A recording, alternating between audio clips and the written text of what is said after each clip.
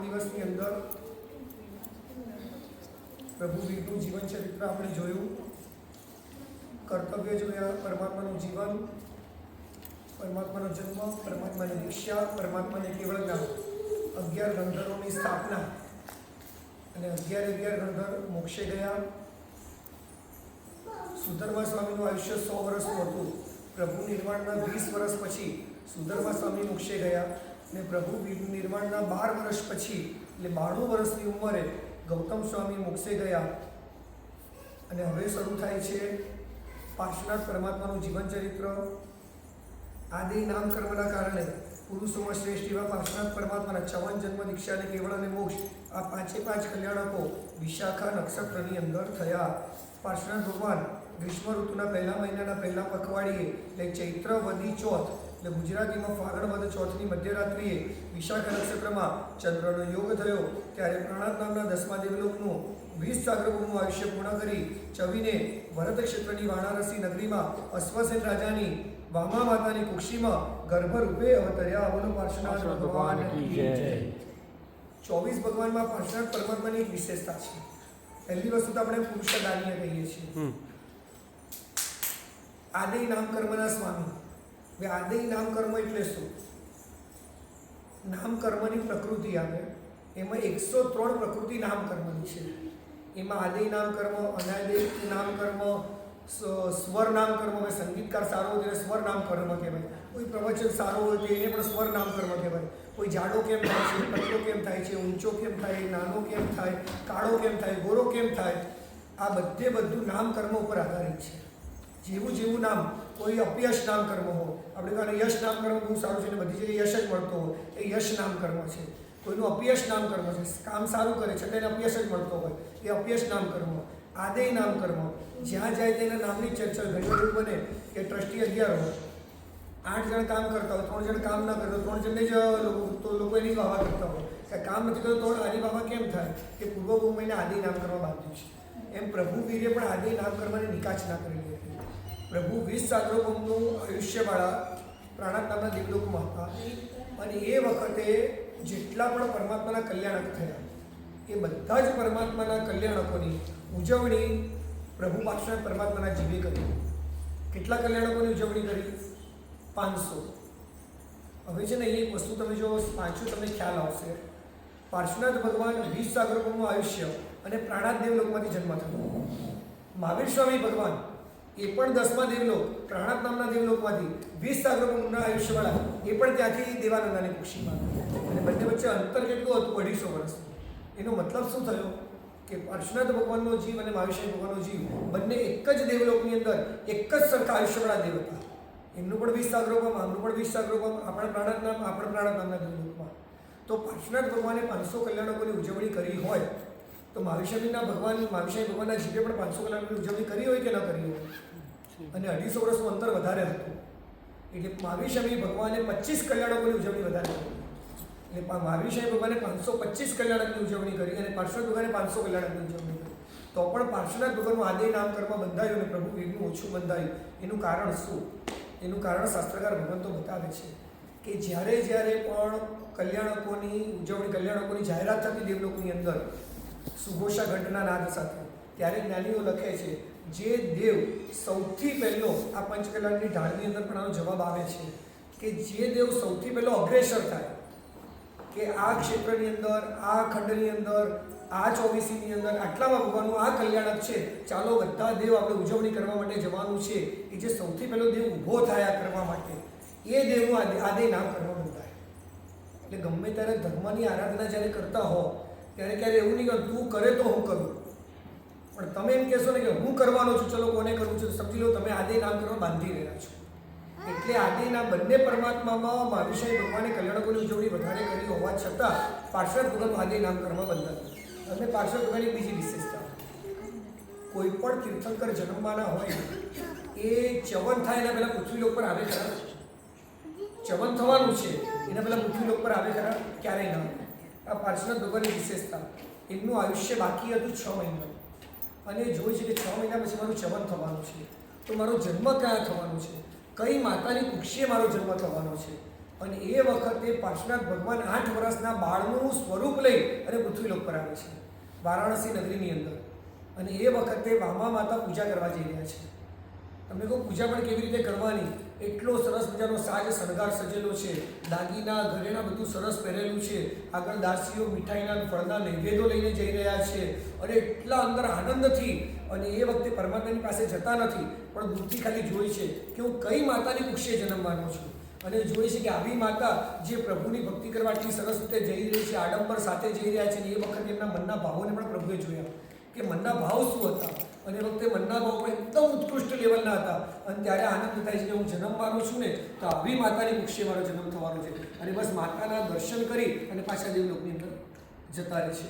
આ કોઈ તીર્થંકરમાં ઘટના ક્યારેય બને નહીં. આ માત્ર અને માત્ર પાર્શ્વનાથ ભગવાનમાં બનેલી આ એક ઘટના છે.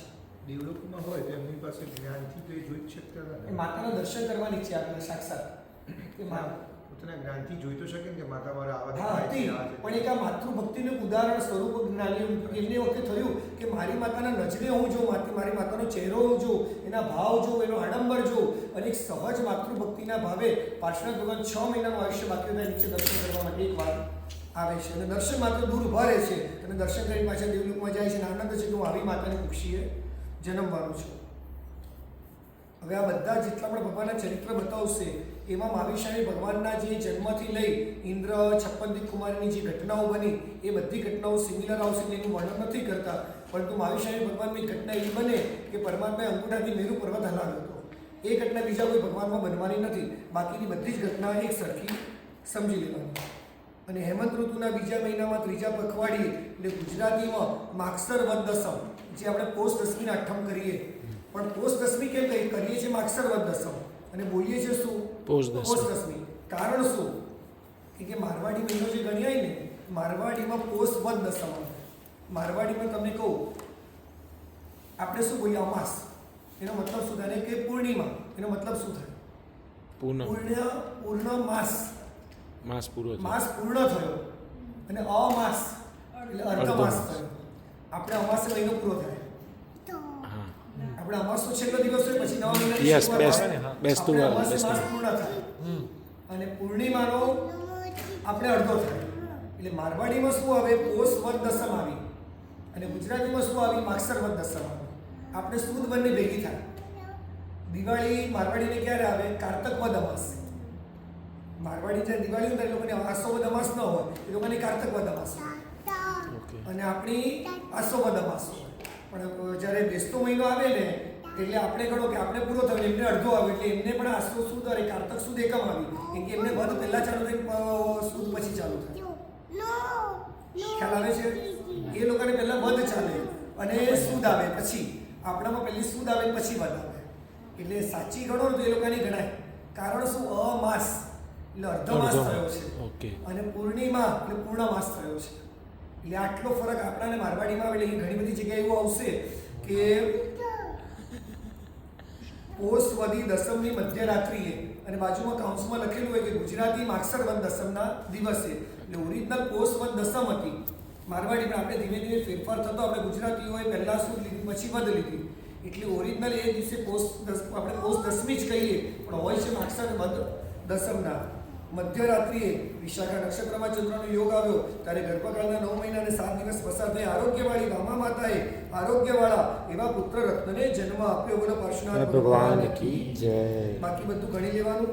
વામા માતા પાર્શ્વનાથ પ્રભુ ગર્ભમાં હતા, ત્યારે કાળો સર્પ માતાની બાજુમાંથી પસાર થયેલો, અને એ ઘટના જોઈ અને માતાને એમ થયું કે જે આવનારો બાળક છે આ પાર્શ્વ બાજુમાંથી પસાર થયો, તો મારા દીકરાનું નામ પાર્શ્વ પાડીશ. અને એ વખતે ગર્ભનું નામ પાર્શ્વ પાડવામાં આવ્યું. પ્રભુની ઊંચાઈ, પ્રભુ પ્રસન્નજીત રાજાની પ્રભાવતી સાથે એમના લગ્ન થયા. હવે અહીંયા કમઠની વાત આવે છે કે પ્રભુ એકવાર એક કમઠ પરમાત્માના પાર્ષદ ભગવાનના કેટલા ભાવ? હા, એક મૂવીના કેટલા પાર્ટ આવે એને ખબર હોય, પ્રભુના કેટલા ભાવ થયા એ ખબર નથી. મેં તમને કીધેલું એક થોઈની અંદર એનો જવાબ આવે બધા જ ભગવાનના જીવે છે. તમે એ થોડી કીધેલી પણ ખરા તમને. ઋષભ જિનેશ્વર 13 ભવ સાર, ચંદ્ર પ્રભ ભવ 8 ઉદાર, શાંતિ કુમાર ભવ 12, મુનિ સુરત ને નેમ કુમાર, એ જીનના નવ નવ ભવ સાર, દશ ભવ પાર્શ કુમાર, 27 ભવ વીરના લઈએ, 17 જીનના 3 લઈએ. આવી ગયા બધા ભગવાનના ભવ. ઋષભદેવના 13, ચંદ્ર પ્રભુના 8, શાંતિના ભગવાનના 12, મુનિ સુરત અને નેમ ભગવાનના 9, પાર્શ્વનાથ ભગવાનના 10, મહાવિષય ભગવાનના 27, અને બાકી રહેલા જે 17 ભગવાન છે એના 3. આ એક જ થોયની અંદર બધું એક થોય મોડે તો બધું ખબર પડી ગયું.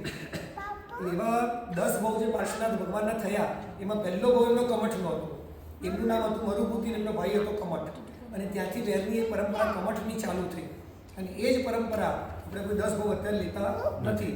અને છેલ્લા ભવમાં પણ જે કમઠ નામનો એક તાપસ હતો એ અગ્નિને કુંડ કરીને યોગને હવન કરી રહ્યો હતો. અને પ્રભુએ 2 વ્યક્તિને મોકલ્યા કે જે હવન થઈ રહ્યું છે ને એની નીચે એક સર્પ બળી રહ્યો છે. એક સ્તવનની અંદર એક કડી આવે છે કે નાગ નાગણીની જોડ ઉગારી રે. સાંભળ્યું છે સ્તવન? નાગ નાગણીની જોડ ઉગારી આવો આવો પાસજી મુજ મળ્યા રે. એટલે આ શબ્દ એ ખોટો છે. નાગ અને નાગણીની જોડ નથી, માત્ર નાગ જ હતો. અને આ પાછળ લોકોની બીજી વિશેષતા છે. આપણે જે તીર્થંકરને એટલા ગમે આ તીર્થંકરની વિશેષતાઓ પણ જાણતા નથી. આદિશ ભગવાનના અધિષ્ઠાન દેવદેવી કેટલા?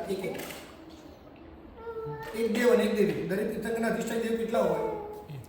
એક દેવ અને એક દેવી હોય. પાર્શ્વનાથ ભગવાનની વિશેષતા 2 અધિષ્ઠાન દેવ ને 2 અધિષ્ઠાન દેવી. બોલો ના. હા, એક ધર્ણેન્દ્ર, પછી પદ્માવતી. હવે બીજા બેના નામ બોલો.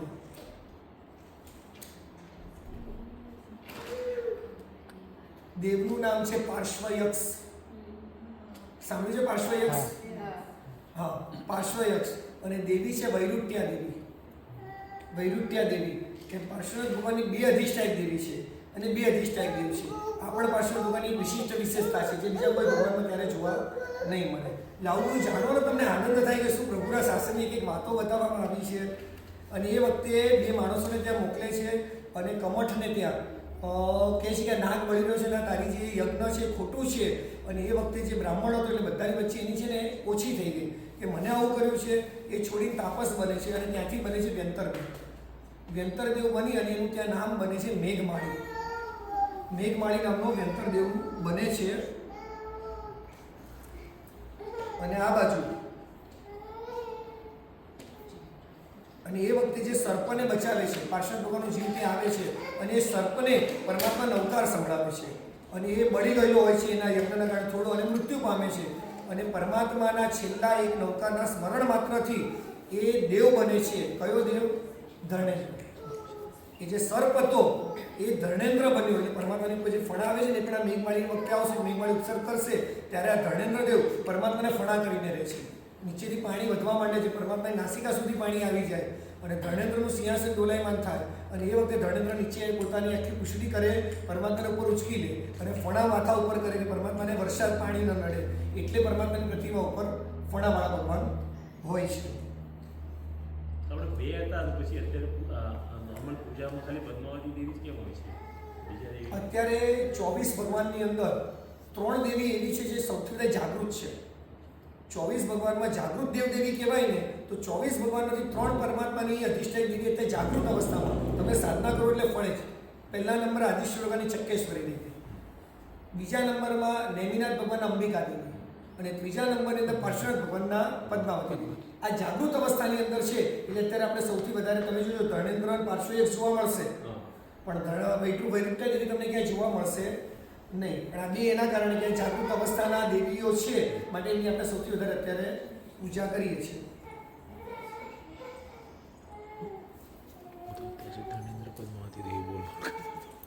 હવે પાર્શ્વનાથ ભગવાન તમે થોય બોલે તમને આવડે છે? પાર્શ્વજીનંદા વામાનંદા એથી અર્થ વિશેષ છે કહે મગવા મળી જીનવર જાયા સુરહુલ રાયા હોવા રમણી પ્રિય. અને છેલ્લી કડી શું છે ખબર છે? નેમી રાજી ચિત્ત વિરાજી વિલોકિત વ્રતલી. એનો અર્થ શું થાય? અર્થ તો જ્ઞાનીઓને ખબર. કોઈ પૂછે કે પાર્શ્વનાથ ભગવાન છે ને જન્મથી વૈરાગી જોઈએ છતાં દરેક પરમાત્માને કંઈક ને કંઈક નિમિત્ત મળતું હોય દીક્ષા માટે. તો પાર્શ્વનાથ ભગવાનને કયું નિમિત્ત મળ્યું દીક્ષા માટે? તો આ છેલ્લી કડીમાં લખેલું છે, નેમી રાજી ચિત્ત વિરાજી વિલોકિત વ્રત લીએ. એટલે નેમિનાથ અને રાજુની જાનનું દ્રશ્ય જોયું કે ભગવાન પરણવા જઈ રહ્યા છે અને અડધેથી જાન પાછી વળી. એટલે નેમી રાજી, એટલે નેમિનાથ અને રાજીમતી, નેમી રાજી ચિત્ત વિરાજી, એટલે ચિત્તની અંદર વિચાર કરે છે કે નેમિનાથ પરમાત્મા આટલું બધું હતું છતાં પણ રાજુને પરણ્યા વગર નીકળી ગયા. આ દ્રશ્ય જોઈ અને વૈરાગ્ય થાય છે અને દીક્ષા લે છે. આ પાર્શ્વનાથ પરમાત્માની દીક્ષાનું કારણ છે, નિમિત્ત છે. આ થોઈની અંદર જે લખેલું છે, નેમી રાજી ચિત્ત વિરાજી વિલોકિત વ્રત લીએ. વિલોકિત એટલે વૈરાગ્યવાળું, વિલોકિત એટલે વૈરાગ્ય અને વ્રત એટલે દીક્ષા. વિલોકિત વ્રત લીએ આ કડીનો આ જવાબ છે એમાં. એટલે પરમાત્મા આવું દ્રશ્ય જોઈ છે અને પોતાની રાણી પ્રભાવતીને પોતાની દીક્ષાની ઈચ્છા બતાવે છે અને 30 વર્ષની ઉંમરે અવધિનાથથી પોતાનો દીક્ષાનો કાળ જાણી અને 9 લોકાંતિક દ્વારા જય નંદા જય બંદાના દ્વારા પરમાત્માને વિનંતી કરે છે. પરમાત્માએ સાંવત્સરિક દાન આપ્યું અને દાન પણ કઈ રીતે આપ્યું એ બધું મહાવિષ્ણુ ભગવાન પ્રમાણે વિચારી લેવાનું. પરમાત્મા વિશાલા નામની શિબિકામાં બેસી વારાણસી નગરીમાં અશોક વૃક્ષ નીચે અલંકાર આદિનો ત્યાગ કરી પંચવૃષ્ટ લોચ કરી અને પરમાત્માએ દીક્ષાનો સ્વીકાર કર્યો. બોલો પાર્શ્વનાથ ભગવાન કી જય. તે વખતે ભગવાનને 24 અઠ્ઠમનો તપ હતો. ભગવાન સાથે 300 પુરુષોએ દીક્ષા લીધી. દીક્ષા વખતે વિશાખા નક્ષત્રમાં ચંદ્રનો યોગ થયો અને ઇન્દ્રે ભગવાનના ડાબા ખભા ઉપર દેવ દૃશ્ય મૂક્યું અને ત્યારે પરમાત્માને ચોથું મનોભર્યું જ્ઞાન ઉત્પન્ન થયું. બોલો પાર્શ્વનાથ ભગવાન કી જય. ભગવાનને 83 દિવસ શરીરની મમતાનો ત્યાગ કરી ઉગ્ર સાધના કરી ઉપસર્ગો સહન કર્યા. ભગવાનના 83 દિવસમાં પરમાત્માને માત્ર એક જ ઉપસર્ગ થયો છે અને એ ઉપસર્ગ એટલે મેઘમાળીનો ઉપસર્ગ. મેઘમાળી અંતર થયેલો અને એણે જોયો કે હું મેઘમાળી કેવી રીતે બન્યો અને જોયું કે આ પાર્શ્વકુમાર હતો એ જ્યારે સંસારમાં હતો ત્યારે મને બહુ દુઃખ આપ્યું, બધાની સામે મારી હસી કરી, હવે આને તો છોડીશ જ નહીં. અને એ વખતે એણે ભયંકર વરસાદની શરૂઆત કરી. 1 દિવસ 2 દિવસ 3 દિવસ 4 દિવસ 5 દિવસ 6 દિવસ 7 દિવસ સુધી સળંગ વરસાદ પડ્યો. પાણી ભરાવા માટે નાસિકા સુધી પાણી આવ્યા અને ઇન્દ્રનું ધરણેન્દ્રનું સિંહાસન ડોલાયમાન થયું અને એને આવી અને કમઠને ઠપકો આપ્યો, કમઠને ત્યાં ભગાડી દીધો. અને આ કમઠ એટલે કોણ? તો પહેલા ભાવની અંદર મરુભૂતિના મોટા ભાઈનું નામ હતું કમઠ અને એ જ કમઠ રખડતો 10મા ભાવમાં ફરીથી કમઠ નામે જે જન્મ થયો અને કમઠને પરમાત્મા એ વખતે ત્યાંથી કમઠ જાય છે. ભગવાનને આ જાન જોઈને ઈચ્છા થઈ, એમને દીક્ષા લીધી, પણ જોડે 300 જણને એટ ધ સેમ ટાઈમ કેવી રીતના કેવી રીતના જોડે દીક્ષા લઈ લે? હા, એક પરમાત્માનું પુણ્ય હોય છે કે જ્યારે એક પેલો વિચારે કે તું દીક્ષા લે છે, આટલું બધું. તમે હવે દ્રાવિડ અને વારીખીનું ઉદાહરણ આવે છે. યુદ્ધ થયું, બંનેની બાજુની 10-10 કરોડનું સૈન્ય હતું. યુદ્ધ એટલું ખુમાર થયું કે બંને બાજુના 5-5 કરોડ સૈનિકો મૃત્યુ પામ્યા અને એ વખતે ઇન્દ્રાવીને કહે છે, બધું એને સમજાવે છે કે કયા પૈસા માટે તમે લડો છો. એ દ્રાવિડ અને વારીખી બંનેને વૈરાગ્ય થયું અને કે અમારે દીક્ષા લેવી છે. અને એ વખતે બંનેના સૈન્ય હતા 5-5 કરોડ. એ લોકો કોઈ જે સામાયિક કરતા હોય, સૈન્ય હોય, નહીં સામાયિક, નહીં પૂજા, નહીં પ્રતિક્રમણ, પણ એમને વખતે ખાલી શું વિચાર્યું કે મારા રાજા જે પૈસા આટલો બધો હોવા છતાં બધું જ છોડીને દીક્ષા લઈ રહે છે તો અમારે સંસારમાં રહીને કામ શું છે? તો એ વખતે દ્રાવિડ અને વારીખીની જોડે બંનેના 5-5 કરોડના જે સૈન્ય હતા એ 10 કરોડ સાથે બંને જોડે દીક્ષા લઈ લીધી. કંઈ જ નહીં. હમણાં આવશે આજે ચરિત્રમાં પ્રભવ સ્વામી, પ્રભવ ચોર જે જમ્મુ ચોરી કરવા ગયો છે, પ્રભુને વૈરાગ્ય થયો અને એની જોડે રહેલા 500 ચોર, એને કાંઈ જ નહીં. એણે શું વિચાર્યું? અમારો માલિક, અમારો મેઇન ચોર છે એ પ્રભુ, એને વૈરાગ્ય થયો છે તો પછી અમારા સંસારમાં રહીને કામ શું છે? તો પ્રભુની સાથે 500 જણે પણ દીક્ષા લઈ લીધી. ચોર હતા, ચોરી કરવા માટે આવેલા, ધન લેવા માટે આવેલા હતા અને દીક્ષા લઈ લીધી. એટલે એ વખતે એવા નિમિત્ત મળતા હતા કે આ રાજા મહારાજા કે ધન દોલત સંપત્તિ હોવા છતાં ક્ષણની અંદર છોડી દે છે તો અમારે સંસારમાં રહીને કામ શું છે? સહજ દીક્ષા લઈ લીધા. એ બહુ સહજ બનતું હતું.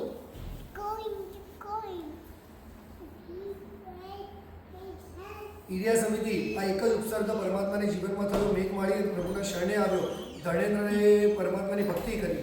ઈર્યા સમિતિ વગેરે પાલન કરતા કરતા પુરુષલાની પાર્શ્વનાથના 83 દિવસ પસાર થયા. 84મા દિવસે ગ્રીષ્મ ઋતુના પ્રથમ મહિનાના પ્રથમ બખાડીએ ચૈત્ર વદ ચોથ, એટલે ગુજરાતીમાં ફાગણ વદ ચોથ, જો પાછું આવશે બધે વદ આવશે ને વદ, ત્યાં ફેરફાર આવશે. જ્યાં સુદ આવશે ત્યાં કોઈ ફેરફાર નહીં આવે. સુદ એક જ સરખો હોય, વદમાં ફેરફાર આવે. એટલે અહીંયા લખે છે ચૈત્ર વદ ચોથ એટલે ગુજરાતીમાં ફાગણ વદ ચોથના પૂર્વારના કાળ સમયે ઘાતકી વૃક્ષ નીચે 24 છંદના પચકાણવાળા ભગવાનને વિશાખા નક્ષત્રમાં ચંદ્રનો યોગ થયો ત્યારે કેવળ જ્ઞાનની પ્રાપ્તિ થઈ. બોલો પાર્શ્વનાથ ભગવાન કી જય. ભગવાનના 8 ગણધરો હતા: શુભ, બાલ્યગોષ, વશિષ્ઠ, બ્રહ્મચારી, સોમ, શ્રીધર, વીરભદ્ર અને યશસ્વી. અને પરમાત્માને 16,000 સાધુઓની સંપદા હતી, 38,000 સાધ્વીઓની સંપદા હતી.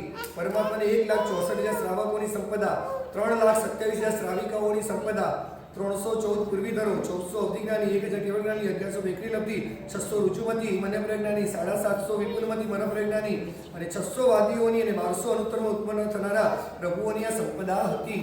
હવે તમને એક પ્રશ્ન પૂછું. મહાવીર ભગવાનમાં મેં કાલે કીધું પરમાત્માનો પરિવાર કેટલો હતો?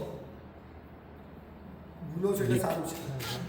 1,59,000 શ્રાવકોની સંખ્યા હતી અને 3,18,000 શ્રાવિકાની સંખ્યા. આ આંકડો યાદ રાખવાનો. હવે હું પૂછું કે અત્યારે સંખ્યા વધારે હતી કે પ્રભુ વીર સમયે માણસોની સંખ્યા વધારે? અત્યારે માણસ એ વખત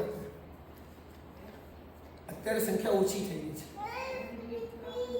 આયુષ્ય ઘટી ગયું. હા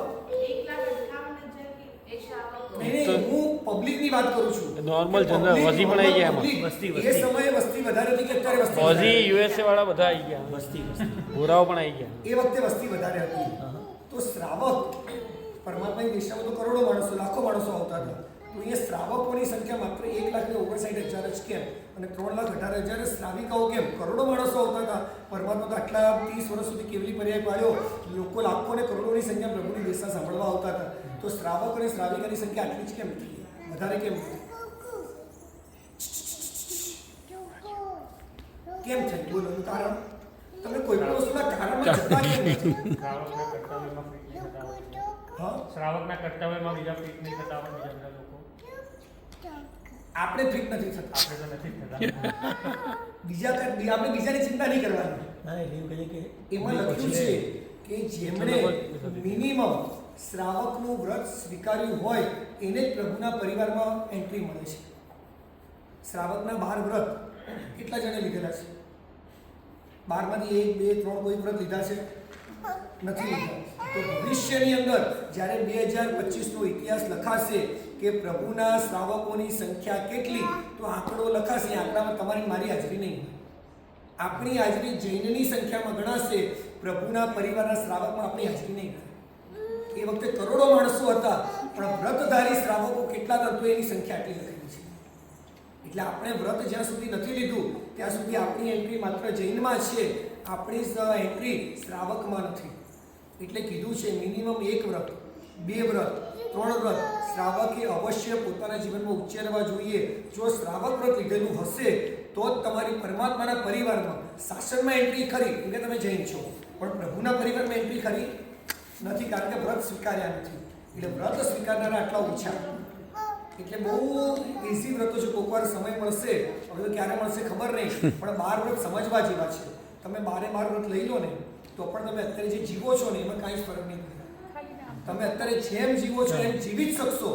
તમે હરવું ફરવું, તમે કદાચ રાત્રે ખાઓ છો, પિક્ચર જાઓ છો, હોટલ જાઓ છો, પૈસા કમાવા જાઓ છો, ત્યાં આટલો પણ ફરક નહીં પડે. અને છતાં પણ તમે 12 વ્રતધારી શ્રાવક બની શકો છો.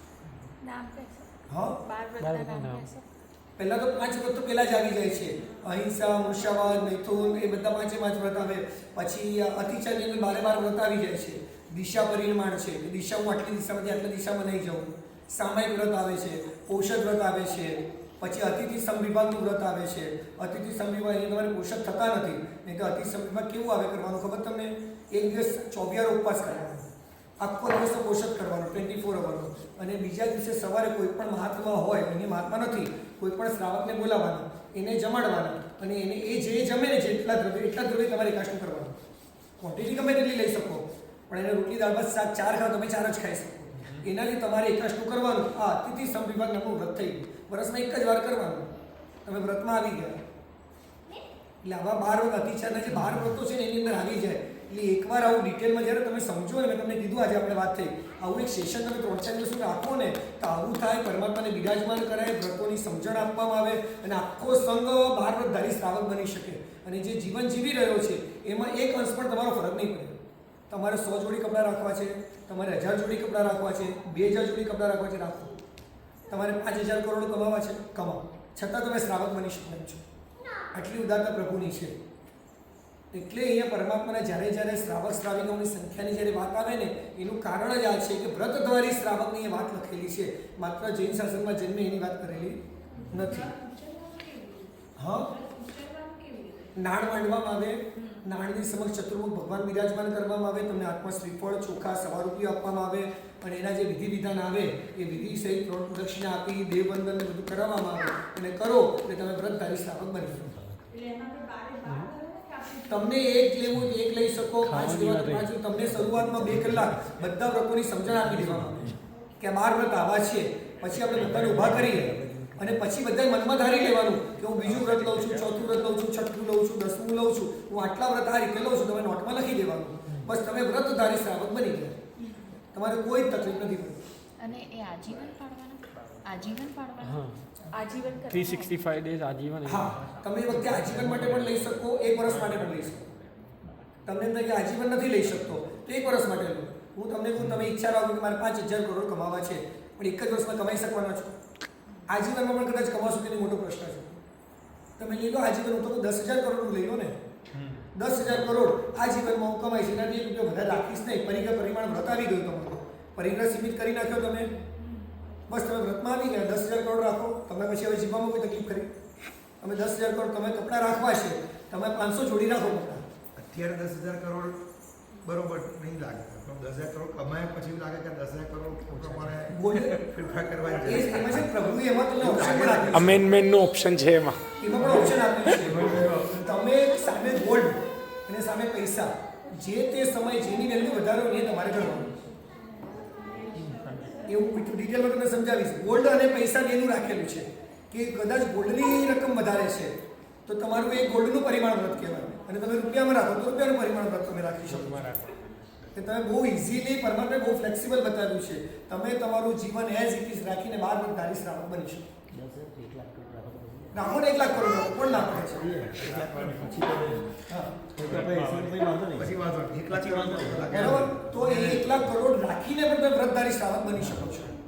એટલે આવું એક સેશન તમે રાખો ને 12 વ્રત સમજવાનું, અને બહુ ઇઝી સમજવાનું છે. ખાલી 1.5 થી 2 કલાક તમે સમજો અને પછી નાણ ઉછળી અને તમે વ્રતધારી શ્રાવક બધા જ બની શકો એમ છો. હું કહું, વ્રતધારી શ્રાવકની સાથે સાથે તમે પરમાત્માના પરિવારમાં તમને એન્ટ્રી મળે છે. 1 વ્રત ધારો કે 12 વ્રત ધારો તો એન્ટ્રી મળી જાય. હા, એ મિનિમમ 1 તો લેવું જ પડે. 1 બરાબર, 1 તો મિનિમમ જોઈએ તો જ એન્ટ્રી મળે. વ્રતધારી શ્રાવક બને, પણ તમે એમ ના કહી શકો કે 12 વ્રતધારી શ્રાવક છું. હા, એ બરાબર તમે વ્રતધારી શ્રાવક ખરા. બરાબર છે. હા, પણ હું તમને કહું, કદાચ તમને સમજાવું ને 12 વ્રત, તો તમારામાંથી 100% લોકો કહે છે કે અમે 12 વ્રત લઈ શકીએ એમ છીએ. લઈ શકાય. 12 વ્રત બહુ ઈઝી છે. તમે હવે ગણો 4થા વ્રતની બાધા લેવી છે. તમે નિયમ લો, મારી પત્ની સાથેની મને છૂટ છે, મહિનામાં 15 દિવસ, 20 દિવસ, 22 દિવસ હું પાલન નહીં કરું, 5 દિવસ હું પાલન કરીશ. તમે તમારી પત્ની સિવાય બધી સ્ત્રીઓનો તમારી સાથે નજર પણ નહીં જો. તમે 4થા વ્રતની અંદર આવી ગયા, એમાં પણ વ્રતધારી શ્રાવક છો. હવે કોઈ તકલીફ ખરી? તો પછી ક્યાં વાંધો જ છે? એટલે આ રીતે 12 વ્રત ઉછરી અને પ્રભુના શાસનની અંદર, અરે પ્રભુના પરિવારની અંદર આપણને બધાને એન્ટ્રી મળે છે. એટલે અવશ્ય આવું કરવું જ જોઈએ. સંઘશાહી આયોજન થાય અને આવું સરસ મજાનું વ્રતધારી શ્રાવકનું આયોજન થાય, બહુ સરસ છે. ભારત ઇન્ડિયાની અંદર તો લગભગ કોઈકના કોઈક સંઘની અંદર દર વર્ષે કોઈ પણ મહાત્મા આવતા હોય આવું આયોજન કરતા હોય છે, જેના કારણે તમે શ્રાવકધારી વ્રતધારી શ્રાવક બની અને શ્રાવિકા બનો છો. ચલો, આ રીતે આખા 24 ભગવાનમાંથી સૌથી ઓછો છદ્મસ્થ કાળ કોનો? એટલે દીક્ષા લીધી ભગવાને 12.5 વર્ષ સહન કરવું પડ્યું. આદિનાથ ભગવાન 1 વર્ષ સુધી કેવળજ્ઞાન નહોતું થયું. સૌથી ઓછો દીક્ષા અને કેવળજ્ઞાન વચ્ચેનો સમય કોનો ઓછો? મલ્લીનાથ ભગવાન. મલ્લીનાથ ભગવાન. સવારે દીક્ષા, સાંજે કેવળજ્ઞાન. સૌથી ઓછામાં ઓછો કોઈનો છદ્મસ્થ કાળ હોય તો મલ્લીનાથ ભગવાનનો છે. સવારે દીક્ષા લીધી, સાંજે કેવળજ્ઞાન. 24 ભગવાનનો સૌથી ઓછો એમનો, અને સૌથી વધારે આદિનાથ ભગવાન 13 મહિના. અરે મહાવીશાહી ભગવાન 12.5 વર્ષ. 12.5 વર્ષ સૌથી વધારે એમનો. ચાલો, આદિનાથ ભગવાનનો સૌથી વધારે, એમને કેવળજ્ઞાન 1000 વર્ષે થયું. છદ્મસ્થ કાળ એમનો 1000 વર્ષનો હતો. દીક્ષા લીધી એનું 1000 વર્ષ ગયું. 1 લાખ પૂર્વનું આયુષ્ય, 1 લાખ પૂર્વ, 83 લાખ પૂર્વ પૂરા થયા એમને દીક્ષા લીધી. 1 લાખ પૂર્વ બાકી હતું એમાં 1000 વર્ષ સુધી છદ્મસ્ત કાળ અને 1 લાખ પૂર્વમાં 1000 ઓછો છદ્મસ્ત કાળ એટલું બાકીનું બધું જીવન એમનું કેવલી બન્યું. અને સૌથી વધારે છદ્મસ્ત કાળ આદિનાથ ભગવાનનો, સૌથી ઓછો મલિનાથ ભગવાન. આવું ડિફરન્સ કેમ? હા, ભગવાન આવું ડિફરન્સ કર્મ. કેમ? કર્મ પોતપોતાના કર્મ, પૂર્વભાવમાં જેટલા કર્મો હતા એમને જે ભોગાવલી હતા એ તો ભોગવવા પડે એમ જ હતા. એટલે જે ભોગવતા જેટલો સમય ગયો એટલે એનો છદ્મસ્ત કાળ ગયો. આપણે તમે એમ કહો છો કે આ જે વૈરાગ્ય હતો બરાબર ભગવાનને પહેલેથી એ પોખેથી નીકળ્યા એટલે એ 6 મહિના પહેલાં વર્ષ પહેલાં ગયા અને જોયું કે મમ્મી જોઈ એમની માતાને જોયા. હા એમ કહું છું ક્વેશ્ચન એટલે કે ધારો કે જોવા ગયા તો અને પછી તો એવું ના કે જ્યારે જન્મે ત્યારથી જ એમને ધર્મમાં જ કરતા હોય કામ પણ જે વૈરાગ્ય લઈને જ આવ્યા. તીર્થંકર 3 જ્ઞાન લઈને આવે, મતિના સૂતકના નવથી જ્ઞાન લઈને જન્મે. વૈરાગ્ય હોય પછી બધું કામ તો બધું નોર્મલ રીતે જ જીવતા હોય. કરવું જ પડે. કારણ કે એમના જ્ઞાનમાં જોયું છે કે મારે ભોગાવલી બાકી છે. જે પ્રભાવતી હતી એમની પત્ની પાર્ષદ ભગવાનની, તો એમની જોડે પૂર્વના ઋણાનુબંધ બાકી હતો. તમને અત્યારે જે ભોગમાં જે પત્ની મળી છે ને એ જ પત્ની કેમ મળી તમને? કારણ કે પૂર્વભવની અંદર તમારે એની જોડે લેણા દેણી બાકી હતી, ભોગવવાનું બાકી હતું, કંઈક તમારે એનું ઋણ ચૂકવવાનું, કંઈક એમને તમારું ઋણ ચૂકવવાનું, એટલે તમે બે ભેગા થયા. એટલે પ્રભુને પણ પ્રભાવતી જોડે ભોગ ભોગવવાના બાકી હતા. એમને ભોગાવલી કર્મ જોયા, મારા ભોગાવલી કર્મ હજુ બાકી છે. એટલે ત્યાં સુધી પરમાત્માએ પણ વૈરાગ્ય સાથે બધા જ ભોગ ભોગવ્યા હોય. પરમાત્મા ભોગ કંઈ પણ કાર્ય કરે સંસારનું, પરમાત્મા માત્ર શરીરથી કરે, મન પરમાત્માનું ક્યારે સંસારી કાર્યમાં જોડાયેલું ન હોય. કોઈ પણ તીર્થંકર આ વૈરાગ્ય લઈને જન્મેલા હોય.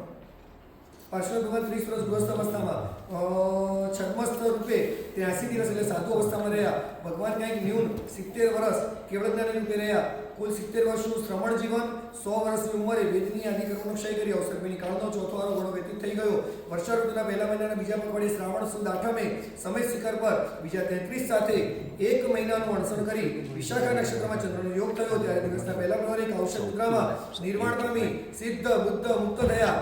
બોલો પાર્શ્વનાથ ભગવાન કી જય. પાર્શ્વનાથ ભગવાનના નિર્વાણ પછી 250 વર્ષે પ્રભુનું નિર્વાણ થયું. તેથી પ્રભુ પાર્શ્વનાથના નિર્માણ પછી 1230 વર્ષે મતાંતરે 1243 વર્ષે કલ્પસૂત્ર લખવાની શરૂઆત થઈ. હવે એમના ભગવાનનું જીવન ચરિત્ર બધા ભગવાનના બધા કલ્યાણકો ચિત્ર નક્ષત્રમાં થયા.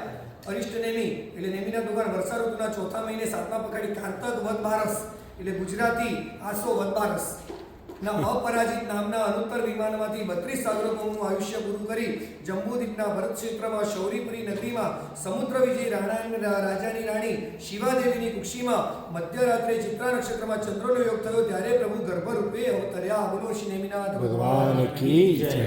ભગવાન શ્રી નેમિનાથ શ્રાવણ સુદ 5મે મધ્યરાત્રિએ ચિત્રા નક્ષત્રમાં પરમાત્માનો જન્મ થયો. બોલો શ્રી નેમિનાથ સ્વામી ભગવાન કી જય. ભગવાન ગર્ભમાં હતા ત્યારે શિવા માતાએ રિષ્ટ રત્નમય ચક્રધારા જોઈ હતી. રિષ્ટ એટલે જે ચક્ર હતું ને એ છે ને અપશુકન્યાળ હતું. રિષ્ટ અપશુકન્યાળ કહેવાય. એટલે એમને રિષ્ટ જોયેલું. એટલે એવું વિચાર્યું કે એમને રિષ્ટ જોયું છે તો અપશુકન્યાળ છે, તો એમને નામ શું પાડવું? તો રિષ્ટ નેમિની જગ્યાએ નામ પાડ્યું એમનું નેમિનાથ, નેમકુમાર. રિષ્ટ અપશુકન્યાળ હતું એટલે એમનું નામ નેમિનાથ પાડવામાં આવ્યું. એમનું અમંગળ દૂર થાય એની માટે એમનું નામ અરિષ્ટ જોયું હતું પણ નામ પાડવામાં આવ્યું અરિષ્ટ નેમિ. અને એ વખતે એમનું નામ ગુણવાળું નામ બન્યું. પણ ભગવાનની સામે છે ને બધા પાર્શ્વનાથ બધું કહીએ પણ નેમિનાથને શું કહીએ? નેમકુમાર. એમને કુમાર કેમ કહેવામાં આવે? કેમ કે એમને જીવનભર લગ્ન નહોતા કરવા માટે. આજે પણ ઘર દેરાસરની અંદર 3 ભગવાનની પ્રતિષ્ઠા થતી નથી. ઘર દેરાસરની વાત કરું છું. 24 3 ભગવાનની ઘરે પ્રતિષ્ઠા ન થઈ. કયા 3 ભગવાન? એક નેમિનાથ ભગવાન, એક મલ્લીનાથ ભગવાન અને એક મહાદેશ્વર ભગવાન. ઘર દેરાસરની અંદર 3 ભગવાનના અંજન થતા નથી. બાકી થાય કોઈ અપવાદ માર્ગે કરતું હોય તો ખબર નહીં, પરંતુ અત્યારે શાસ્ત્ર પ્રમાણે અત્યારે પૂર્વાચાર્યોએ જે નિયમ બનાવ્યા છે એ પ્રમાણે આ 3 ભગવાનની અંજન શલાકા ઘરની અંદર થતી નથી. એનું કારણ પછી મારી પાસે મને મળીને પૂછી લીધું. તો એક બીજો સવાલ, આપણે 24 તીર્થંકર 24 ભગવાન છે બરાબર, તો એ આમ કહેવાય ને આમ વધારે દેરાસરો વધારે ફિક્સ ભાઈ આદેશ્વર ભગવાનના વધારે હોય કે ભાઈ મહાવીર સ્વામી કે શાંતિનાથ ભગવાનના વધારે કે પાર્શ્વનાથ ભગવાન, બધા ભગવાનના એટલા બધા નથી. એનું કારણ શું? આમ બાકી ભાગ્યે જ તમને ક્યારે ચંદ્રપ્રભુ સ્વામીનું દેરાસર મળે કે અરનાથ ભગવાન કે કોઈ દિવસ આમ ક્યાંય આજુબાજુમાં બી દેરાસરમાં એટલા જોવા ના મળતા. એનું કારણ જે પરમાત્માના વધારે જિનાલય જોવા માટે મળે છે પહેલું સમજી લો આદિનાથ ભગવાન આ તીર્થના પ્રથમ તીર્થંકર, બરાબર. 24માં મહાવીર મહાવીર સ્વામી સ્વામી ભગવાન, કારણ જેમના શાસનમાં છે. પાર્શ્વનાથ ભગવાન આદિ નામ કર્મના સ્વામી છે. મેં હમણાં તમને આદિ નામ કર્મ બતાવ્યું, 500 કલ્યાણોની ઉજવણી, એ આદિ નામ કર્મના સ્વામી છે. નેમિનાથ પરમાત્મા 24 ભગવાનમાંથી પુરુષ તરીકે બાલ બ્રહ્મચારી કોઈ ભગવાન હોય તો એ નેમિનાથ ભગવાન છે. એટલે વિશિષ્ટ પુણ્યના સ્વામી હતા, માટે નેમિનાથ ભગવાન છે. શાંતિનાથ ભગવાન પણ મેં તમને કીધું, સ્નાત્રની અંદર શાંતિનાથ ભગવાન જ કે મેં કારણ તમને કીધેલું, કારણ યાદ છે કે ને? હા હા, એટલે શાંતિનાથ પરમાત્માની પણ જીવનની જે ઘટના છે બહુ વિશિષ્ટ ઘટના છે, માટે શાંતિનાથ ભગવાનનું જીવન વિશિષ્ટ હોવાના કારણે એમના જિનાલય તમને વધારે જોવા મળે. અને બીજું પણ કારણ એ કાર્ય કામ કરતું હોય છે કે દરેક પરમાત્મા ભલે તીર્થંકર હોય, ભલે વિશિષ્ટ પુણ્યના સ્વામી હોય, પરંતુ કાંઈક પુણ્યની પણ ન્યૂનતા હોઈ શકે. જે પાર્શ્વનાથ ભગવાનનું આદિ નામ કર્મ ગયા પછી પણ છે, એવું ક્યાંક પુણ્ય હોય કે દરેક તીર્થંકરના કાંઈક પુણ્ય એ પ્રમાણે દરેક પરમાત્માની પૂજાઓ થતી હોય. બધા પરમાત્મા કુછ નહીં આવે, એક સમાન, પણ કાંઈક વિશિષ્ટ પુણ્યના કારણે આ કારણો મેં તમને બતાવ્યા, આદિનાથ, શાંતિનાથ, નેમિનાથ, પાર્શ્વનાથ, મહાવીર સ્વામી આ ભગવાન છે. છતાં પણ વિશિષ્ટ પુણ્યના કારણે અલગ અલગ ભગવાન પૂજાતા જે તે સમયે પૂજાતા હોય છે. અને બાકી બધી ભગવાનનું જીવન ચરિત્ર એમના જેવું જ ગણવું, પરંતુ નેમિનાથ ભગવાન અવિવાહિત રહ્યા હતા. હવે એની કથા થોડી શોર્ટમાં બતાવું છું. હવે દરેક માતાને એમ હોય કે મારો દીકરો લગ્ન કરે. કૃષ્ણને પણ એમ થયું કે મારા ભાઈના લગ્ન હું કરાવું. કાકાના છોકરા ભાઈ હતા, સગ્ગા કાકાના છોકરા નેમિનાથ અને કૃષ્ણ, સગ્ગા કાકાના છોકરા ભાઈ. કૃષ્ણ ભગવાન કૃષ્ણ, એવું હા, કૃષ્ણ. અને કૃષ્ણના પિતાનું નામ હતું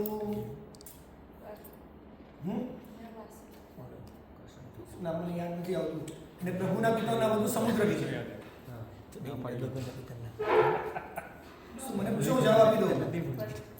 મને પૂછો, જવાબ. કૃષ્ણ પિતા નામ તો પૂછ્યું ને, મેં કીધું અમને એવું કીધું, ગુરુજી એવું કીધું કે ખાલી જૈનનું વધારે યાદ રાખો. એટલું યાદ નથી રાખતા. તમે કે નેમિનાથ નહીં, મેં એટલું ભણેલું નથી. ભગવાન નામ એટલું ભણેલું નથી. એટલું ભણેલું નથી. એટલું ભણેલું નથી. એટલું ભણેલું નથી, પેલું ભણવાની જરૂર નથી. અને આ જાજરનો જવાબ નહીં, આ એમને યાદ જવાબ છે. સાચું કીધું. સાચું કીધું. હા, ભગવાનને આવી તે સ્વર્ગના જ્ઞાન તેમને કેવળ જ્ઞાન એમ ક્યારે છે ખબર હોય ભગવાન? હા. કે એમને ખબર હોય કે મારું 1000 વર્ષ નિર્વાણ ક્યારે થવાનું, કેવળ ને ક્યારે પ્રભુને બધી જ ખબર હોય. પણ પરમાત્મા એ પણ જોઈએ કે મારા કેટલા કેટલા કર્મો બાકી છે, એ પ્રમાણે પરમાત્મા એ કર્મો એમની રીતે નિયત રીતે ભોગવે. ભગવાનને બધી જ ખબર હોય. નિર્વાણ બીજું બધું પરમાત્માને ખ્યાલ હોય. રોજ માતા કહેતી લગ્ન કર, તારે યોગ્ય સમય આવશે ત્યારે લગ્ન કરીશ. અને એકવાર કૃષ્ણ આયુષ શાળાની અંદર ગયા, આયુષ એટલે બધા જે શસ્ત્રો એની ગયા. અને એ વખતે કૃષ્ણનો જે પંચજન્ય શંખ હોય, એક વાસુદેવ સિવાય ઉચકી ન શકે. અને નેમિનાથ ગયા, એમણે એક શંખ ફૂંકી દીધો. એટલે કૃષ્ણને ચિંતા થઈ કે મારો શંખ કોણે ફૂંક્યો? તો પેલા કે નેમકુમારે ફૂંક્યો છે એનો હતો. તો કાલે ઉઠીને મારું રાજ્ય લઈ લેશે તો, અને અંદર આવે છે અને પૂછે તમે ઉચક્યો? તો કે હા. અને એ પછી બંનેના બળની વાત થઈ. તો પેલો કે કામ કર, આપણે બળ કેવી રીતે તપાસ કરવું? તો કૃષ્ણ નેમિનાથ કીધું કે હું હાથ આમ રાખું છું, બરાબર, મારો હાથ વાળીને બતાવ. કૃષ્ણ કે હું પણ આમ હાથ રાખું, તમે મારો હાથ વાળીને બતાવો. તાકાત કોનામાં વધારે ખબર પડે. એટલે કૃષ્ણએ આમ હાથ રાખ્યો, નેમિનાથ ભગવાન 1 સેકન્ડ હાથ નીચે કરી દીધો. પછી નેમિનાથ ભગવાન હાથ કર્યો. કૃષ્ણ તો બંને હાથથી લટકી ગયો એની પર, પણ પરમાત્માનો હાથ હલાવી ન શક્યો. અને એ વખતે કૃષ્ણ જે લટક્યો ને એટલે વાંદરા જેવા લાગ્યા. એટલે એ વખતે એમને કીધું કે આ તો હરી જેવા લાગે. હરી એટલે વાનર, એટલે હરી જેવા લાગે છે. અને ત્યારથી કૃષ્ણનું નામ હરિ પડ્યું. કૃષ્ણને હરિ કહેવાય ને, હરિભક્ત, એ ખ્યાલ છે? હરિભક્ત. કૃષ્ણને હરિ કહેવાય. તો એ દિવસથી કૃષ્ણનું નામ હરિ પડ્યું કે વાંદરા જેવા લાગવા માંડ્યા, અને ત્યારથી એમનું નામ હરિ પડ્યું. અને એકવાર એમના લગ્ન કરવા માટે મનાવવા માટે, હવે એવું હોય કે દિયર ન માગતું હોય તો લગ્ન માટે કોને મહેનત કરવી પડે? ભાભીઓ. પછી ભાભીઓ મંડી પડે કે હવે લગ્ન કરવાના. તો એકવાર રૂકમણી, સત્યભામા બધી જ પત્નીઓ જલક્રીડા કરી રહ્યા હતા. નેમિનાથ ભગવાનને વાત કરી કે તમે પરણો ઘણી સમજ્યા ગયા, પણ છેલ્લે નેમિનાથ કંઈ બોલ્યા નહીં. અને નેમિનાથ હસ્યા. એટલે એમ કહેવાય હસ્યા એટલે ફસ્યા, બરાબર. હસ્યા એટલે છે ને સંમતિ કહેવાય. તમે કંઈ કોણ હું હસી જાઉં તો શું થાય કે એમને સંમતિ આપી દીધી છે. એ નેમિનાથ ભગવાન સહેજ સ્માઇલ કરી એટલે આ લોકોએ જાહેરાત કરી નેમકુમાર માની ગયા. હવે નેમિનાથ ભગવાને પણ એ વખતે સ્માઇલ કેમ આપી? પરણવાનું તો હતું જ નહીં, પણ પરમાત્માએ જ્ઞાનમાં જોયું હોય. શું જોયું એવું તમને આગળ બતાવું. નક્કી કરવામાં આવ્યું, રાજુ જોડે નક્કી કરવામાં આવ્યું, લગ્ન નક્કી થયા અને નેમકુમાર પરણવા માટે ગયા. હરણિયા જોયા, રડી રહ્યા હતા અને પેલાએ પૂછ્યું ને એમ ભગવાને કે આ હરણીયા કેમ રડે છે? તો કે તમારા લગ્ન કોઈ પરમાત્મા જૈન હોય નહીં, દરેક પરમાત્મા ક્ષત્રિય જ હોય, પરંતુ એ જે ધર્મની સ્થાપના કરે ને એ જીન એટલે અરિયન, જીન જે ધર્મની સ્થાપના કરે અને જીનનો ધર્મ જે પાળે એને જૈન કહેવાય. જીનનો ધર્મ જે પાલન કરે એને જૈન કહેવાય. એટલે ત્યારથી આપણે જૈન કહેવાય. તો એ વખતે હરણને મારીને માંસની બીજબારી થવાની હતી અને પેલા પૂછે છે કે મારા નિમિત્તે આ બધું થશે અને ત્યાંથી પાછા નીકળી ગયા. તો એ નેમિના દોગરને ખબર હતી કે લગ્ન કરવાના નથી, હું બાલ બ્રહ્મચારી રહેવાનું છું, તો જાન લઈને જવાની જરૂર શું હતી? કેમ ગયા જાન લઈને? કોઈને રડાવવા માટે? તો ખબર હતી લગ્ન નથી કરવાના, હું કુંવારો જ રહેવાનું છું, બાલ બ્રહ્મચારી જ થવાનું છું, છતાં પ્રભુ પરણવા માટે ગયા. એનું કારણ એ જ્ઞાનીઓ લખે છે કે 9 ભવની જે પ્રીતડી હતી રાજુલને ઈશારો કરવા માટે ગયા હતા કે રાજુલને જોઉં છું તારે આવવાનું છે. અને ત્યાં ગયા અને રાજુલને લઈને આવ્યા. અને નેમ રાજુલનો પહેલો ભાવ તમને શોર્ટની અંદર કહું, વ્યાવચ શું પુણ્ય કરે છે પહેલો ભાવ બંને જણનો. એક રાજા અને એક રાણી બંને પોતે રીતે પ્રેમ ગોષ્ઠી કરવા માટે એક જંગલની અંદર વૃક્ષ નીચે બેઠેલા હતા. અને એ વખતે એક સાધુ ભગવાન ગોચરી લઈને નીકળ્યા. બંને હાથની ગોચરી, વજનદાર ગોચરી, વૈશાખ મહિનાનો તડકો, આ મોઢું લાલ ઘૂમ થઈ ગયેલું, પગમાંથી લોહી નીકળે, માંસના લોચા નીકળે અને એકદમ પ્રસન્નતાથી એ સાધુ જઈ રહ્યા હતા. અને એ વખતે ગરમીના કારણે એ સાધુ બીમાર થયા, પાત્રા તૂટી ગયા, ગોચરીઓ બધી વિખેરાઈ ગઈ, બધું ને આ બે પતિ પત્ની હતા રાજા અને રાણી, એને એ જૈન નથી. એ કે આવા કોઈ સંત છે, આવા પડી ગયા છે, લાવ આપણે એમની વ્યાવચ કરવા જઈએ, સેવા કરવા માટે ગયા. એની પાણી છાંટ્યું કે શું થયું બધું પૂછ્યું, તમારે ક્યાં જવું છે, અને એમને લઈ અને એમનો જે માર્ગ હતો ત્યાં મૂકવા માટે ગયા. અને માર્ગ મૂકવા માટે ગયા ત્યારે પૂછે છે તમે કોણ છો, તમે જૈન સાધુ છો, આ છો તે છો, બધું કીધું. એમને નૌકાર મંત્ર સંભળાવ્યો, બહુ શ્રદ્ધા થઈ. અને ત્યાં જ એ બંને રાજા અને રાણી એ બંને ત્યાં સમ્યક્તની પ્રાપ્તિ કરે છે. અને એ રાજા અને રાણી એટલે 9મા ભવના નેમ કુમારને રાજુ, એક સાધુની વ્યાવચ, એક ગુરુ ભગવાનની વ્યાવચ માત્ર કરવાથી શું એમને પ્રાપ્ત થયું? સમ્યક્તની બંનેને પ્રાપ્તિ થઈ અને 9મા ભવની અંદર બંને એક સાથે મોક્ષે જતા. એક સાધુની કરેલી વ્યાવચ આ પુણ્ય ભાવ અને નેમિનાથ પરમાત્માનો પહેલો ભાવ છે. આપણે 9 ભવની વાત નથી કરવાની, આ પહેલો ભાવ આ તો આના કારણે લોકોને સમ્યક્તની પ્રાપ્તિ થઈ. તો એ રાજુ 9મા ભવથી જોડે હતી. હવે નેમિનાથ ભગવાન રાજુને લઈ તો જવાની હતી, પણ કેવી રીતે લઈ જાય? તો અડધે સુધી ગયા, રાજુને જોઈ અને પછી નક્કી કર્યું કે આ નેમ જાય છે ત્યાં મારે જવાનું છે. અને એ વખતે નેમિનાથ ભગવાનની પાછળ જાય છે. અને ત્યારે રાજુલ કહે છે તમે લગ્ન માટે તો મારા હાથની અંદર તમારો હાથ નથી મૂક્યો, હસ્તમેળા પણ તમે હાથ નથી મૂક્યો, તો હું એવું તો કરીશ, ભલે મારા હાથમાં હાથ નથી મૂક્યો પણ મારા માથા ઉપર તમારે હાથ મૂકવો પડશે ને, એવું તો હું કરીશ. અને એવું ક્યારે બને? રાજુલ દીક્ષા લે અને માથામાં વાસક્ષેપ કરે ત્યારે પ્રભુનાથ એના મસ્તક ઉપર પડે અને એ વખતે નક્કી થાય છે. એમાં ઘણું બધું આવે છે પણ હવે લેતા નથી. કાળી વસ્તુ આવે, સખીઓ કહે છે રાજુને કાળાનો વિશ્વાસ ના કરાય, જે કાળો હોય ને એ લુચ્ચો હોય, કાળું તો આ પણ હોય, કાળું પેલું પણ હોય, ઘણી બધી વાતો કરે છે અને રાજુ એનો પ્રતિભાવ આપે છે અને શાંત કરે છે કે મનથી હું જેને એકવાર પરણી છું એ જ મારો ભરતાર છે. અને સાચી પત્ની એને કહેવાય કે જે પતિના માર્ગ ઉપર જાય. પતિ જે માર્ગે જાય એ માર્ગે જે પતિ જાય એ સતી સ્ત્રી કહેવાય. કે પતિનો માર્ગ જોઈને છે ને, પતિ અને પત્ની જ્યોતિષને હાથ બતાવવા માટે ગયા અને પત્નીને કહ્યું તારો હાથ બતાવો, મારે તારો હાથ જોવો છે. પત્ની કે મારા પતિનો હાથ જોઈ લો ને. પેલું કે તમારું ભવિષ્ય જોવાનું છે, તમારું જોવાનું, તો કે નહીં મારા પતિનો હાથ જોઈ લો. બહુ રકજક થઈ, પેલી સ્ત્રી હાથ જ આગળ ન કરે. પેલો છેલ્લે જ્યોતિષ કંટાળીને પૂછે છે કે બેન તમારું ભવિષ્ય જોવો તમે હાથ કેમ નથી બતાવતા? અને બેને જે જવાબ આપ્યો એ કે જે દિવસે મારા માતા પિતાએ મારો હાથ મારા પતિના હાથની અંદર આપ્યો ને, મારી બધી જ રેખા મારા પતિના હાથમાં સમાઈ ગઈ છે. મારા પતિનું જે ભવિષ્ય નહીં જ મારું ભવિષ્ય છે. આ સતી સ્ત્રી કહેવાય કે મારા પતિનું જે જીવન છે એનું જે ભવિષ્ય છે એ જ મારું ભવિષ્ય છે. અને આ રીતે વિચારે છે. આપણે કોઈને આમ જુઓ ને આપણા બધા ઘરની પરિસ્થિતિ બધા આ છે. અને હવે એવું થયું છે કે મારી પત્નીનું જે ભવિષ્ય છે ને એ જ પતિનું ભવિષ્ય છે. અત્યારે દિશા ઉલટી થઈ ગઈ છે બધી.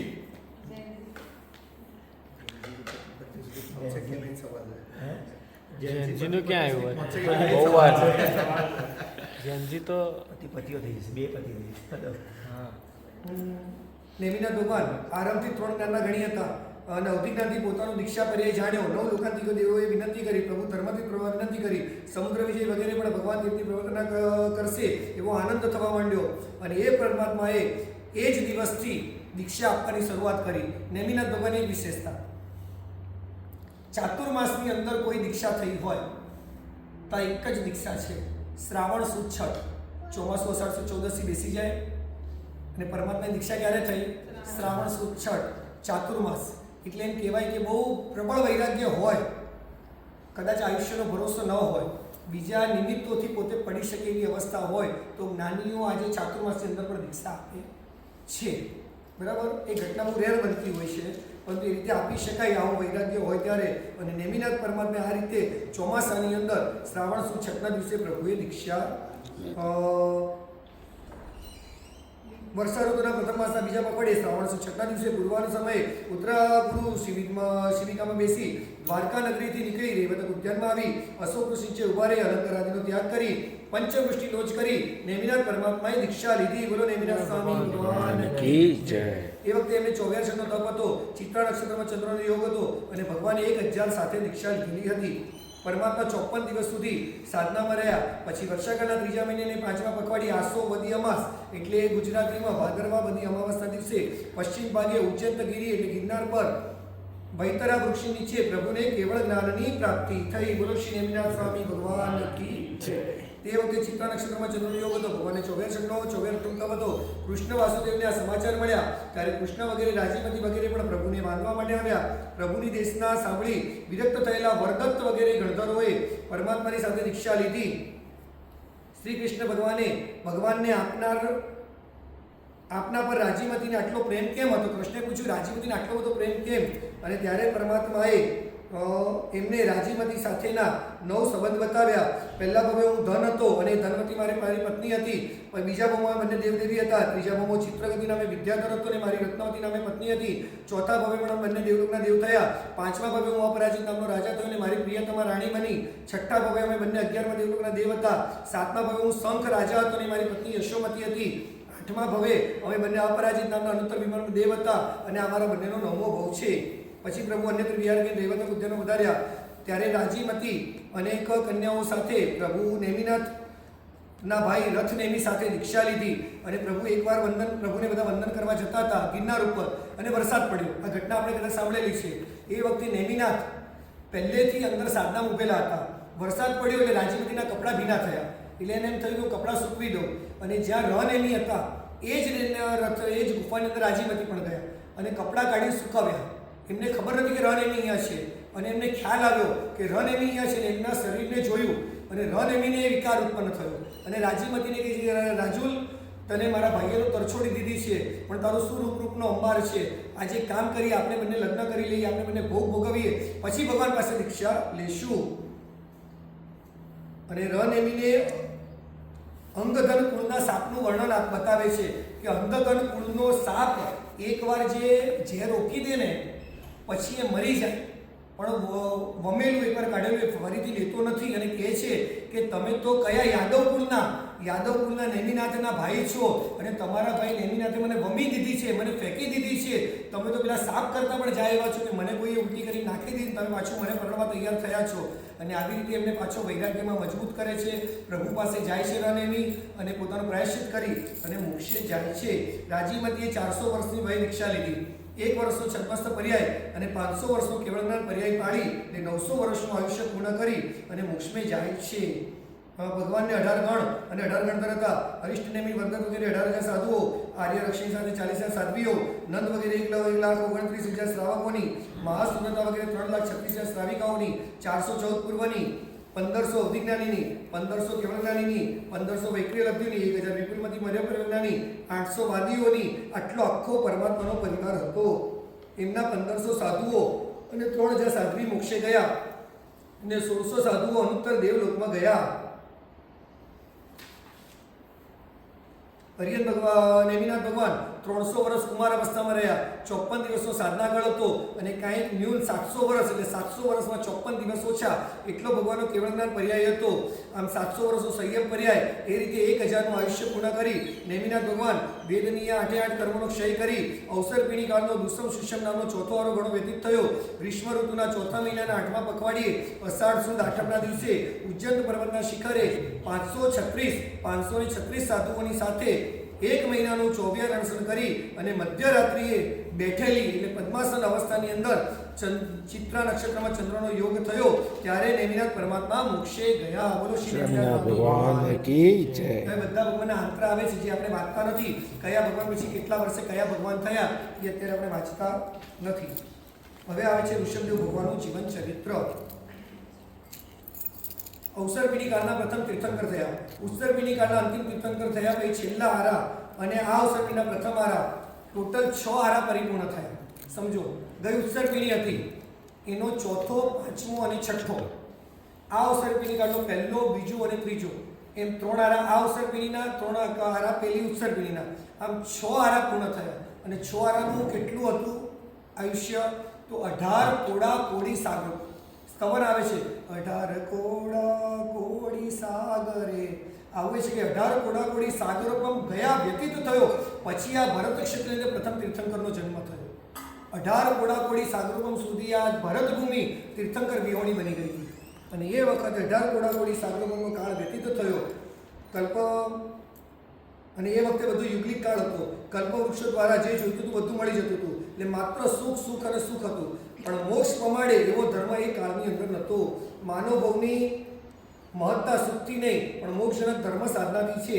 આવા ધર્મના અવસર પીણી કાળના પ્રથમ સ્થાપક બની ભરત ક્ષેત્રના ઋષભદેવ ભગવાનનું જીવન ચરિત્ર.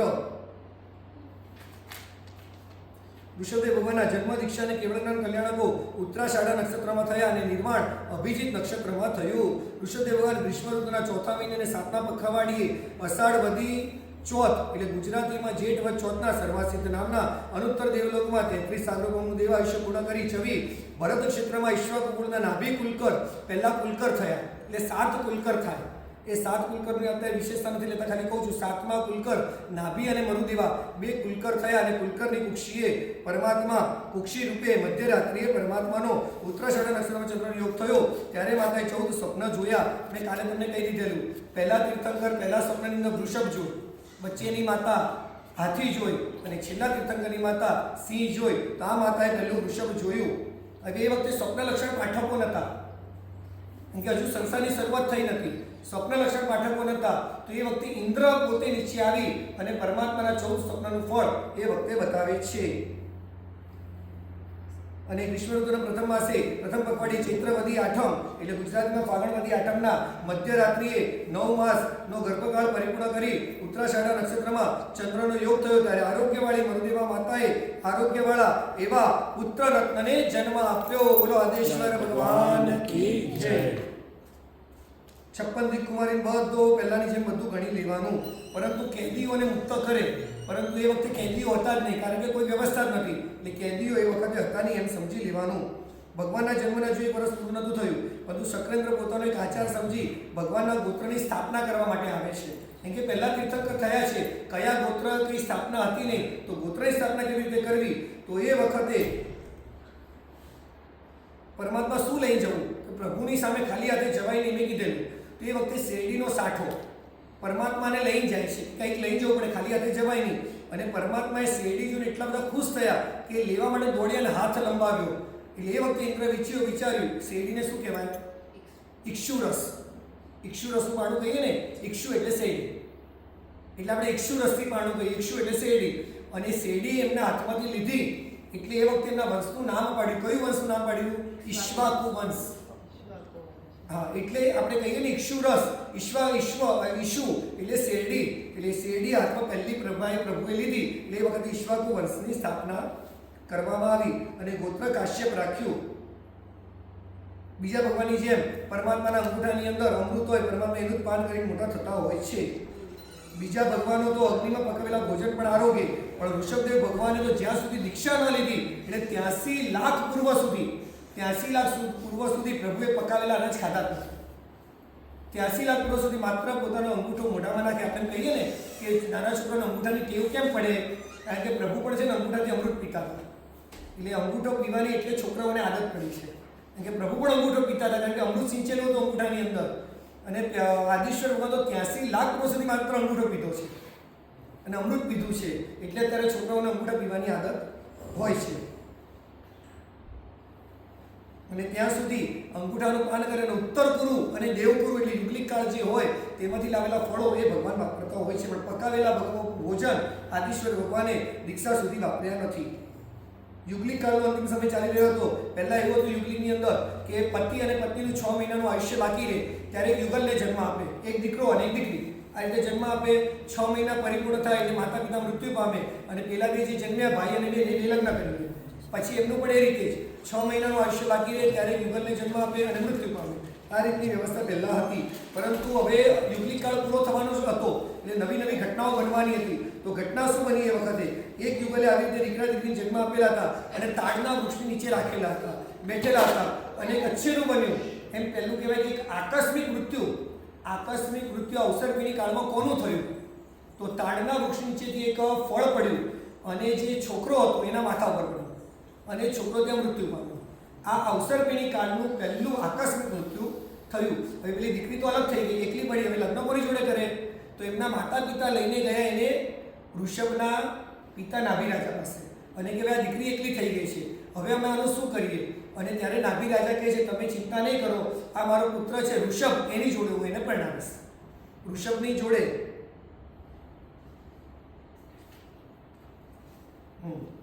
નાભી કુલકરે આ જે છોકરી હતી એનું નામ શું પાડ્યું? સુનંદા. અને ઋષભદેવ જોડે જે જન્મેલી હતી બેન, કે યુગલ જ જન્મેલા હતા. એટલે ઋષભ જોડે કોણ જન્મેલું હતું? તો સુમંગલા. એટલે પરમાત્માના પહેલી બે પત્ની થઈ, બાકી એક પતિ ને એક પત્ની આ રીતનો વ્યવહાર હતો.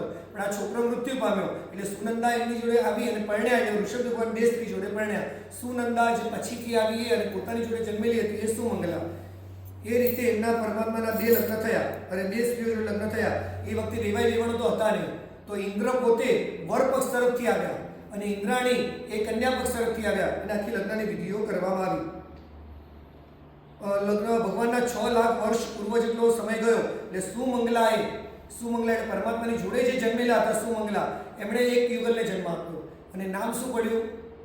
બાહુબલી અને બ્રહ્મી. અને સુનંદાએ બીજા 49 યુગલોને જન્મ આપ્યો. એક જ યુગલને જન્મ આપી શકે, પરંતુ હવે યુગલિક કાળ પૂરો થવાનો તો એના બધા એંધાણ દેખાતા હતા. 49 યુગલને જન્મ આપ્યો. એમાં એક યુગલ ભરત અને સુંદરી. આ બે ભરત અને બાહુબલી અને બ્રાહ્મી જન્મ્યા, ભરત અને સુંદરી જન્મ્યા. બાકીના બધા બબ્બે દીકરાઓ જન્મ્યા. એટલે પ્રભુને 100 દીકરા અને 2 દીકરી થયા. હવે ધીમે ધીમે ચોથો વાર, ત્રીજો વારો નું અંતિમ ચરણ ચાલતું હતું. કલ્પવૃક્ષ હવે કોઈક ફળ આપે, કોઈક વાર ન આપે. ધીમે ધીમે કલ્પવૃક્ષનું પણ પુણ્ય ઓછું થવા માંડ્યું અને બીજું બધું છે વધારે આપણે લેતા નથી.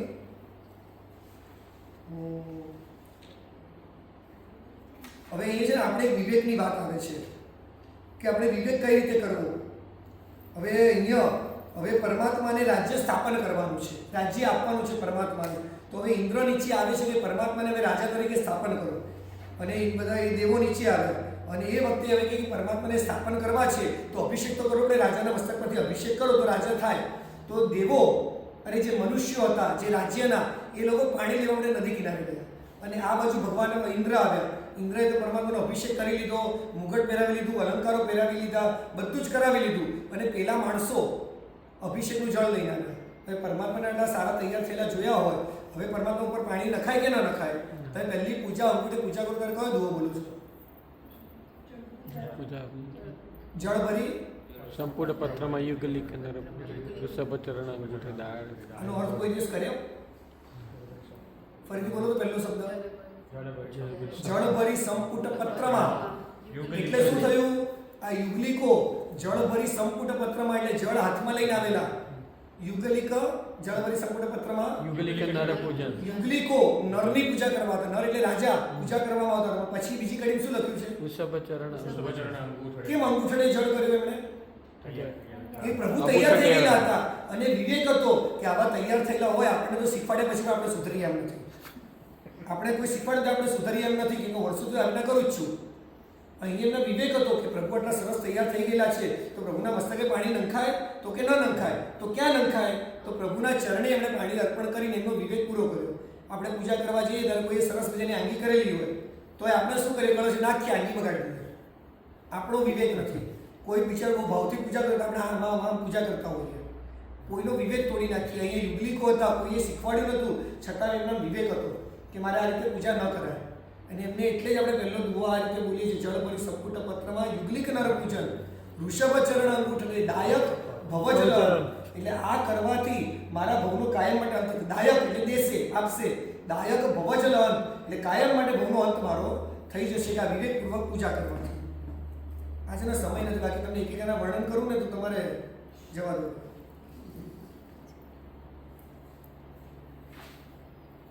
અને આ લોકોએ જે પ્રભુનો વિનય કર્યો તો હવે ઇન્દ્ર વિચારે કે આટલો વિનયી લોકો છે તો આ નગરીનું નામ શું આપવું? અને નામ આપવામાં આવ્યું વિનીતા નગરી. અને એ વખતે વિનીતા નગરીની રચના થઈ. આ નગરના રત્ન અને સુવર્ણના બધા મહેલો બનાવવામાં આવેલા હતા. ભગવાનને પણ રાજ્ય માટે જરૂરી હાથી ઘોડા વગેરેનું ઇન્દ્રએ આપ્યું. હાથી ઘોડા આપ્યા. દેવા ક્ષત્રિયોનું ઉગ્રકુળ સ્થાપ્યું. મિત્રો માટે રાજ્ય કુળ આમાં અલગ અલગ કુળની રચના કરવામાં આવી. કાળના પ્રભાવે હવે કલ્પવૃક્ષ ભોજન આપતું નથી તો હવે કરવું શું? તો હવે ધીમે ધીમે ધાન્ય ઉગવા માંડ્યું. તો યુગલિકો કાચું કાચું ધાન્ય ખાવા માંડ્યા. તો કે કાચું ધાન્ય તો પેટમાં પતતું નથી. તો પ્રભુ પાછા ઋષભ પાસે ગયા કે કાચું ધાન્ય પતતું નથી તો શું કરીએ? તો પ્રભુએ જ્ઞાનમાં જોયું કે અગ્નિ ઉત્પન્ન થાય એનો કાળ પાકી ગયો છે. તો કે ના, હજુ અગ્નિ ઉત્પન્ન થાય એવો કાળ પાક્યો નથી. તો શું કરવાનું? તો કે હાથની અંદર આમાં તમે ધાન ઘસો એટલે થોડી ગરમી આવી જશે અને પછી ખાઓ. તો પછી ખાવા માંડ્યા.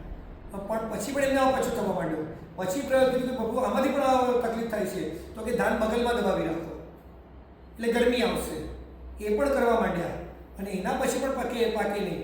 અને જ્યારે પ્રભુ જંગલમાં ગયા ત્યારે લોકોએ કીધું કે પ્રભુ હજુ પણ અમને પતતું નથી, શું કરવું? પ્રભુ જોઈ છે કે હવે અગ્નિ ઉત્પન્ન થવાનો સમય થયો અને એ જ વખતે ગરમીના કારણે બે ડાળીઓ અથડાઈ અને બે ડાળી અથડાઈ ત્યાં અગ્નિ ઉત્પન્ન થઈ. અને પ્રભુએ જોયું કે હવે અગ્નિ ઉત્પન્ન થવાનો સમય આવી ગયો છે. પ્રભુએ કીધું કે અગ્નિની અંદર તમારે અનાજ પકાવવાનું. તો પેલા લોકો તો અબૂધ હતા, એમણે અનાજ લઈ સીધું સળગતી અગ્નિમાં નાખી દીધું એટલે બધું બળી ગયું. પછી ભગવાન પાસે ગયા, ભગવાન આ તો કોઈ રાક્ષસ જન્મ્યો છે. તો કે કેમ? અમે જેટલું ભોજન આપ્યું બધું ખાઈ જાય, અમને પાછું કંઈ આપતો જ નથી. પછી ભગવાને કીધું સૌથી પહેલું આ અવસરપીણી કાળનું શિલ્પ કયું બન્યું? તો પરમાત્માએ સૌથી પહેલું એક કડાયા જેવું બનાવ્યું. અને પ્રભુએ કીધું કે આવું આ તપેલું કહેવાય, એની અંદર થોડું પાણી નાખો, એની અંદર અનાજ નાખો, પાણી ઓછું થઈ જાય એટલે જે પકી જશે એ તમારે ખાઈ લેવાનું. અને એ રીતે ખાવાની શરૂઆત થઈ. તો પરમાત્માએ સૌથી પહેલાં કયા શિલ્પની સ્થાપના કરી? તો કુંભાર. આ અવસરપીણી કાળમાં સૌથી પહેલાં કયા ધંધાની શરૂઆત થઈ? તો કુંભારનો. એ સૌથી પહેલાં પરમાત્માએ માટીનું એક પાત્ર બનાવ્યું, પોતે બનાવ્યું. અને એ સૌથી પહેલાં શિલ્પની એ શરૂઆત આદિનાથ પરમાત્માના સમયની અંદર થઈ. અને એના પછી ભગવાને લુહાર, ચિત્રકાર, વણકર અને હજામ બીજા 4 શિલ્પ બનાવ્યા. આ 5 શિલ્પોને દરેકને અલગ અલગ આપ્યું. દરેકની એક લાયકાત હોય. કાલે આપણે વાત થયેલી કે દરેકને યોગ્ય કામ સોંપેલું હોય. હવે હજામ આ જ કામ કરે, લુહાર આ જ કામ કરે, વણકર આ જ કામ કરે. બધાને અલગ અલગ કામો સોંપી દેવામાં આવ્યા. પુરુષોને 72 કળા શીખવાડવામાં આવી, સ્ત્રીઓને 64 કળા શીખવાડવામાં આવી. તો પ્રભુએ પકવાનની વિદ્યા પુરુષોને નથી શીખવાડી, એ સ્ત્રીઓને શીખવાડેલી હતી. એટલે સ્ત્રીઓનું જે કાર્યોને સ્ત્રીઓએ, આજે તો એવું થાય પુરુષો પણ રોટલી બનાવે તો શું વાંધો છે, એ ઝાડુ કાઢે તો શું વાંધો છે, પોતું મારે તો શું વાંધો છે? પણ પ્રભુએ આ વિદ્યા શીખવાડી. પુરુષોને 72 કળા અને સ્ત્રીઓને 64 કળા એ શીખવાડવામાં આવી. હવે આપણે હું તમને કહું, તમે લખો ને તો આપણે જનરલી કયા હાથથી લખીએ? જમણા હાથથી. અને ગણતરી કરવી હોય તો કયા હાથથી કરીએ? 1 2 3 4 અને કયા? ડાબા હાથથી. કારણ શું? એનો જવાબ પણ અહીંયા આપે છે. એ વખતે પરમાત્માએ બ્રાહ્મી એમની દીકરી હતી, એને 18 લિપિ શીખવાડી લખતા. ને બ્રાહ્મીએ જમણા હાથથી લખવાની શરૂઆત કરી. અને સુંદરીને ગણિત શીખવાડ્યું અને સુંદરીએ ડાબા હાથે ગણિત શીખવાની શરૂઆત કરી. એટલે સુંદરી આપણે બ્રાહ્મી લિપિ કહીએ છીએ, ખબર છે? શબ્દ સાંભળ્યો છે બ્રાહ્મી લિપિ? આપણા શાસ્ત્રોની અંદર બ્રાહ્મી લિપિ. તો પ્રભુએ બ્રાહ્મીને જે લિપિ શીખવાડેલી લખવાની પદ્ધતિ એ બ્રાહ્મી લિપિ હતી જમણા હાથથી. અને ગણિતની જે વિદ્યા શીખવાડી એ ડાબા હાથથી શીખવાડી. માટે સુંદરીએ એક શીખવાડી અને આ બ્રાહ્મીએ શીખવાડી. 83 લાખ પરમાત્મા 83 લાખ પૂર્વનું આયુષ્ય પૂરું થયું. અવધિજ્ઞાથી પોતાનો દીક્ષાકાળ જાણી લોકાંતિક દેવો વિનંતી કરી અને પ્રભુએ અયોધ્યાનું મુખ્ય રાજ્ય ભરતને આપ્યું, બાહુબલીને તક્ષશિલા રાજધાની આપી અને બીજા 100 પુત્રોને અલગ અલગ રાજ્યો વહેંચી આપ્યા અને પ્રભુએ સંવત્સરી દાન દીધું. ફાગણ વદ આઠમ, ગુજરાતી ફાગણ વદ આઠમ, આના દિવસે સુદર્શના શ્રીકામ બેસી નેતાની બહાર આવી. અશોક સિંચે દિવસના છેલ્લા પ્રહરે ઉત્તરાષાઢ નક્ષત્રમાં ચંદ્રયોગ થયો ત્યારે આદિનાથ પરમાત્માએ દીક્ષા લીધી. બોલો આદિનાથ ભગવાન કી જય. ભગવાનને 94 છઠ હતો. ભગવાન સાથે કચ્છ, મહાકચ્છ વગેરે 4000 પુરુષોએ દીક્ષા લીધી. એક થોય આવે છે, ચલો મને યાદ આવશે તો તમને કહું છું. 4000 જોડે દીક્ષા લીધી. પરમાત્માએ 4 મુષ્ટિ લોચ કર્યો. મેં તમને કીધેલું, ઇન્દ્ર વિનંતી કરી પ્રભુ તમારી લટ સારી લાગે છે એટલે પ્રભુએ 4 લટ 4નો લોચ કર્યો. છેલ્લો પાછળનો ભાગ પરમાત્માએ રહેવા દીધો. હવે દીક્ષા લીધી. પરમાત્મા ક્યારે પણ દીક્ષા લીધા પહેલા એક પણ શબ્દ બોલે નહીં. આ દરેક તીર્થંકરનો આચાર. જ્યાં સુધી કેવળ જ્ઞાન ન થાય ત્યાં સુધી તીર્થંકર બોલે નહીં. એનું કારણ શું? હા, પેલી થયું ને, વીર એકાકી 4000 દીક્ષા ધૂરે જીનપતિ. એટલે શું? વીર એકાકી. વીર પ્રભુ એકલા દીક્ષા લીધી. વીર એકાકી 4000 દીક્ષા ધૂરે જીનપતિ. એટલે આ 24 ભગવાનના અધિપતિ કોણ હતા? તો આદિશ ભગવાન. કેટલા જોડે દીક્ષા લીધી? તો 4000. વીર એકાકી 4000 દીક્ષા ધૂરે